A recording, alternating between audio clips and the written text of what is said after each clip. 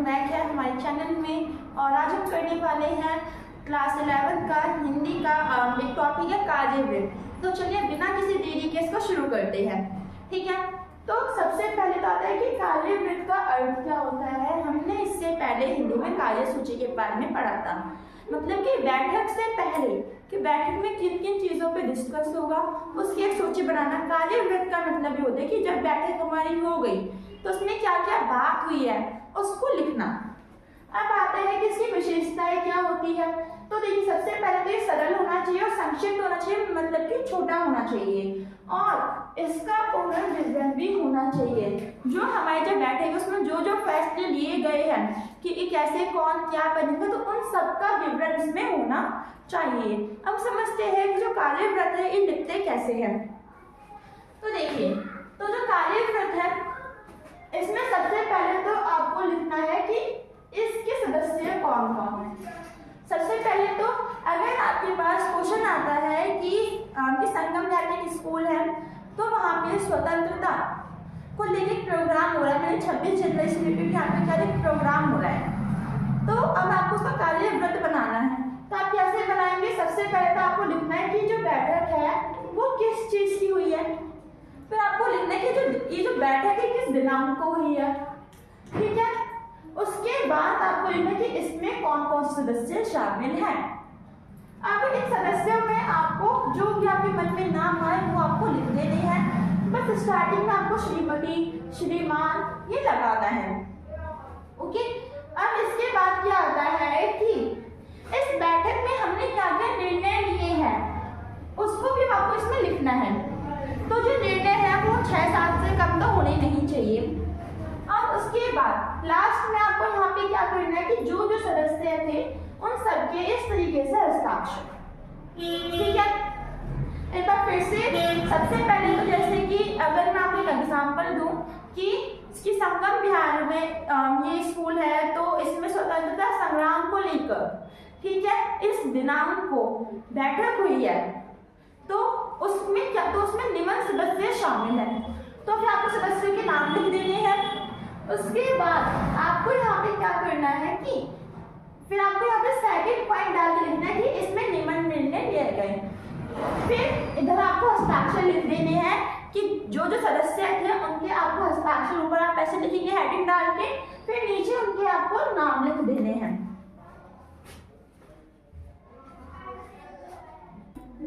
तो अब हम इसे कार्यव्रत के एग्जाम्पल के द्वारा समझते हैं। तो सबसे पहले तो दिनांक 1-2-25 को बैठक समाप्त, वो इसमें शामिल सदस्य आपको जिस आपके फ्रेंड्स का नाम, आपके मम्मी पापा का नाम, भाई बहन का नाम है ना, वो आप लिख देंगे इसमें। इसके बाद इस बैठक में निम्न निर्णय लिए गए। जो निर्णय है वो आपको अपने माइंड से सोचने हैं कि क्या क्या निर्णय लिए जा सकते हैं। जैसे कि हमारा 15 अगस्त वाला जो टॉपिक था, तो मैंने यहाँ पर क्या बोला कि जो चीफ जो गेस्ट है वो कौन हो सकता है। इसके बाद प्रोग्राम प्रातः कि ये शुरू कब होगा, ठीक है। होस्ट कार्य जो है वो दीपक जी करेंगे। माता पिता को नाश्ते में समोसे दिए जाएंगे। अलग अलग प्रकार की प्रतियोगिताएं आयोजित की जाएगी।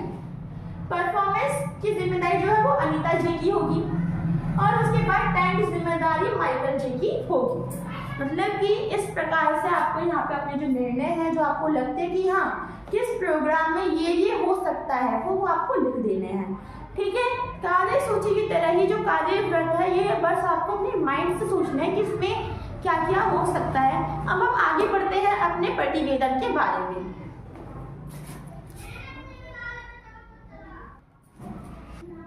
तो अब है हमारा टॉपिक जिसका नाम है प्रतिवेदन। तो चलिए जानते हैं कि प्रतिवेदन होता क्या है, इसका अर्थ क्या है। क्योंकि पेपर में ये भी 7 नंबर का आता है, 5 नंबर का तो आपका मतलब कि फॉर्मेट के रूप में आता है लिखने वाला एग्जाम्पल के तौर पे, और 2 नंबर में आपके जो संक्षिप्त जो क्वेश्चन होते हैं वो आते हैं कि प्रतिवेदन का मतलब क्या है, इसके प्रकार क्या है। तो चलिए इसको स्टार्ट करते हैं। तो सबसे पहले तो इसका अर्थ क्या है, किसी विशेष कार्य समिति का अनुभव युक्त लेखा जोखा। मतलब कि यदि किसी जगह पर कोई कार्य हो रहा है, समिति है, तो वहाँ पे क्या क्या हुआ, कौन कौन था, उन सबको लिखकर रखना। ठीक है, एक तरीके से उसकी क्या बना लेना, सूची बना लेना। और ये जो प्रतिवेदन है ये दो प्रकार का होता है, एक होता है औपचारिक, एक होता है अनौपचारिक, फॉर्मल और इनफॉर्मल। औपचारिक जो कि सरकार द्वारा होता है और अनौपचारिक जो कि किसी निजी कंपनी के द्वारा होता है। अब हम जानते हैं कि जब भी हम प्रतिवेदन लिखते हैं तो हमें किन किन बातों पे ध्यान देना चाहिए। सबसे पहले तो हमें से ज्यादा लंबा नहीं लिखना है, हमें से संक्षिप्त में लिखना है, छोटा करके लिखना है। फिर है निष्पक्ष होना चाहिए। अगर आप कहीं पे प्रतिवेदन लिखने जा रहे हो तो वहाँ पे आपको एकदम जैसे वो है अपने विचारों को उसी तरीके से प्रकट करना है, निष्पक्ष होकर आपको अपना कार्य करना है, विवेकपूर्ण तरीके से, और आपको एकदम सही निर्णय लेने हैं। ठीक है,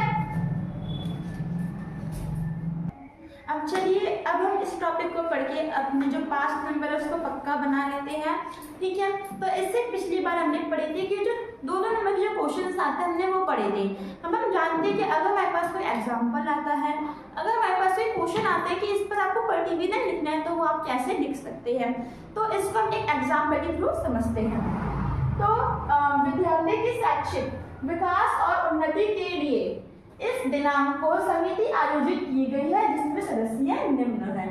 मतलब कि एक विद्यालय है, ठीक है, और उस मतलब कि एक होता है ना कि उसको देख रेख करना कि वहाँ पे कैसा है, वहाँ पे क्या माहौल है, या वहाँ पे क्या क्या सुधार करने हैं, तो उसके लिए यहाँ पे आयोजन समिति हुई है। ठीक है, तो इसमें तो सबसे पहले तो आपको यहाँ पे ऐसे लिख देना है, उसके बाद आपको यहाँ पे मेंबर लिख देने हैं।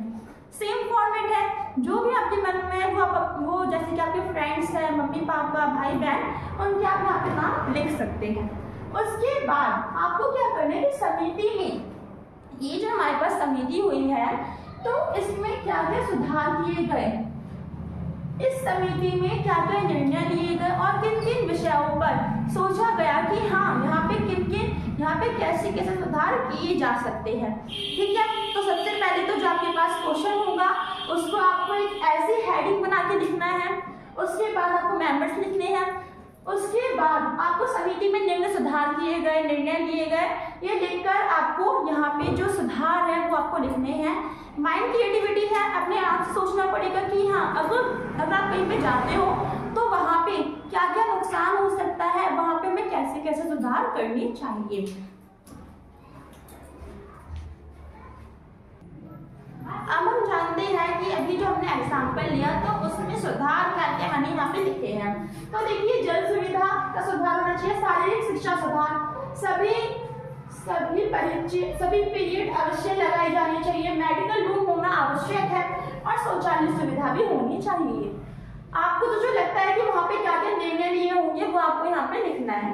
उसके बाद दिनांक लिखनी है और उसके बाद वहाँ पे जितने भी सदस्य थे उनके आपको इस तरीके से ऊपर हेडिंग बनानी है हस्ताक्षर ब्लैक पेन से और नीचे उनके नाम लिख देने हैं ब्लू पेन से। अब हम आते हैं अपने अगले टॉपिक पर, प्रेस विज्ञप्ति।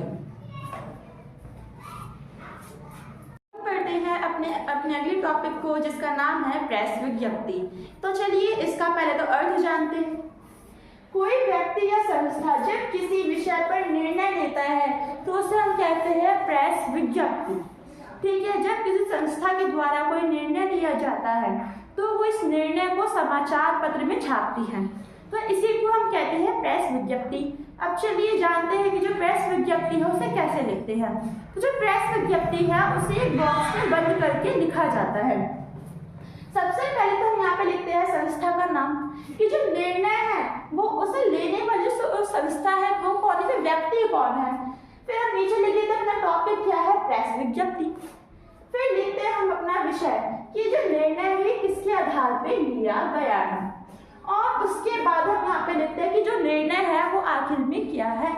सबसे पहले हमें क्या लिखना है, संस्था का नाम, फिर प्रेस विज्ञप्ति, फिर विषय और उसके बाद निर्णय की जो संस्था है उसने क्या निर्णय लिया है।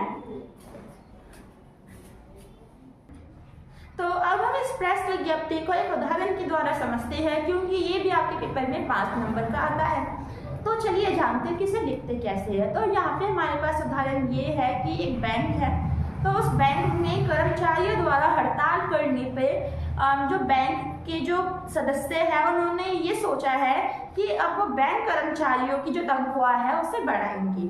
तो इसी पे इन्होंने अपना निर्णय लिया है और इसी निर्णय पर अखबार पत्र में इसकी प्रेस विज्ञप्ति छपी है।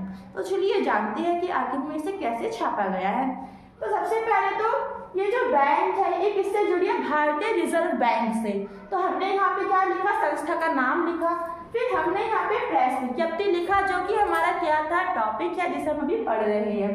फिर हमने यहाँ पे विषय लिखा कि भाई ये जो निर्णय है किस आधार पे, तो जो निर्णय है वो ये बोला कि कर्मचारी की तनख्वाह वृद्धि में ये लिया गया है। अब यहाँ पे निर्णय क्या है हम इसे थोड़ा सा पढ़ लेते हैं।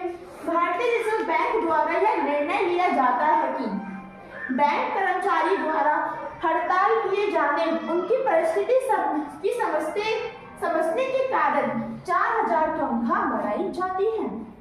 ठीक है, इसी तरीके से आपके पास कोई भी प्रेस विज्ञप्ति आती है क्वेश्चन में, तो आपको सेम यही लिखना है। उस क्वेश्चन में आपके पास निर्णय दिया हो कि अगर उन्होंने निर्णय क्या लेना है, तो आपको थोड़ा सा अपने माइंड क्रिएटिविटी करके इस निर्णय को दोस्तों बड़ा चढ़ा के लिख देना है कि भाई यहाँ पे हड़ताल हुआ था, इन्होंने इस तरीके से यहाँ पे ये करा, उनकी परिस्थिति इत्यादि आपको यहाँ पे लिख देनी है। तो मुझे आशा है कि आपको ये तीनों के तीनों टॉपिक जो भी आज मैंने आपको बताए वो आपको समझ में आ गए हो। नेक्स्ट टॉपिक के लिए नीचे कमेंट करें और अगर पसंद आई हो तो लाइक और सब्सक्राइब जरूर करें। Thank you.